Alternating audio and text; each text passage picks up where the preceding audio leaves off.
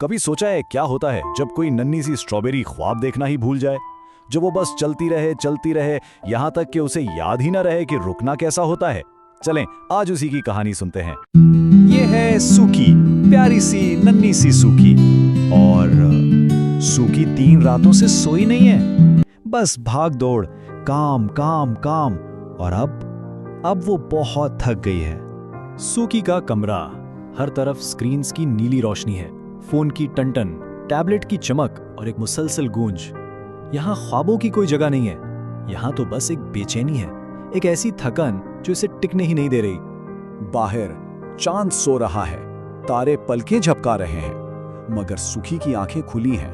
वो थक कर चूर है, इतनी थकी हुई कि उसके नन्हे नन्हे बीज भी अपना रंग खो रहे हैं, सुरमई होते जा रहे हैं। और जब कोई इतना थक जाए ना, जब कोई जागता रहे ना, तो अंधेरे में कुछ आता है, कुछ ऐसा जो सिर्फ जागने वालों को ही ढूंढता है। लेकिन सूकी को ये मालूम नहीं था कि वो अंदर ही अंदर मदद के लिए पुकार रही थी, एक ऐसी पुकार जो सिर्फ बहुत ही समझदार और प्यारे दोस्त ही सुन सकते थे।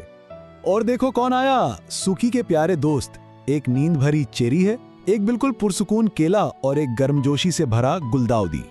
ये सूकी की मदद करने आए हैं। मेलाटोनिन मिल, यानी हमारी प्यारी सी चेरी जिसकी चमक चांद से आती है और नींद लाती है। मैग्नीशियम मैगी, केला जो सुकून से भरा है, और टी ट्री टेरी, गुलदाउदी जो एक गर्म झप्पी की तरह है और जिसकी वजह से सांसें भी सुकून में आ जाती हैं। मगर इस शोर और बेचैनी में एक और चीज भी थी, एक साया जो दरवाजों के नीचे से खिसकता है और तारीकी में रहता है। लेकिन ये दरवाजे के नीचे से रेंगते हुई क्या चीज थी? उसे कहते हैं दी फिज। ये एक ऐसी चीज है जो जागने से ना रुकने वाली बिजली से पलती है, और ये बहुत बहुत भूखी थी। मैं ऐसे लड़ सकती हूँ, मैं हमेशा जाग सकती हूँ, सूकी चिल्लाई।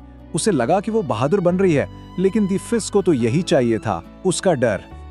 लेकिन कभी कभी कुछ डरावनी चीजों से लड़ा नहीं जाता, उन्हें बस प्यार से अपने पास बुलाया जाता है। चेरी ने सूकी को सांस लेने का एक जादू सिखाया। मेरे साथ करो सूकी, उसने कहा। 4 सेकंड तक सांस अंदर लो, अब 4 सेकंड तक रोको, और अब आहिस्ता आहिस्ता 4 सेकंड तक सांस बाहर निकालो। और फिर सूकी का सारा डर बाहर आ गया। वो अपने दोस्तों की बाहों में रोने लगी।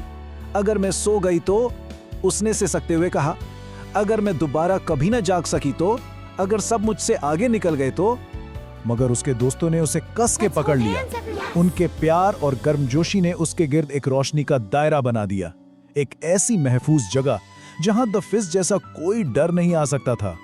इस रोशनी में सूकी ने हिम्मत करके दी फिज की तरफ देखा और उसने कहा, तुम डरावने नहीं हो, तुम भी बस थक गए हो।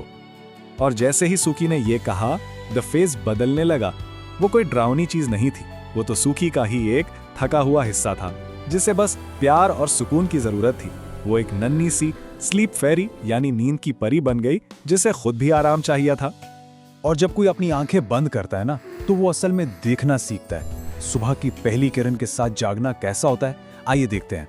अगली सुबह जब सूकी जागी तो वो ताजा दम थी, वो खुश थी, और उसके बीज वो सुरमई नहीं थे, वो तो सोने की तरह चमक रहे थे। उसके अंदर का सारा शोर, सारा तनाव जैसे पिघल गया था, जैसे किसी महफूज कमरे में सारा डर गायब हो जाता है। हर बीज को मीठा होने के लिए अंधेरे की जरूरत होती है, और हर ख्वाब को सच होने के लिए आराम की जरूरत होती है। तो सोचने की बात यह है कि इस वक्त हमारे अंदर के बीजों का रंग कैसा है? क्या वो भी सूकी की तरह थक कर सुरमई हो रहे हैं? आंखें बंद कर लीजिए, आराम कीजिए। जब आंख खुलेगी हम सब यहीं होंगे।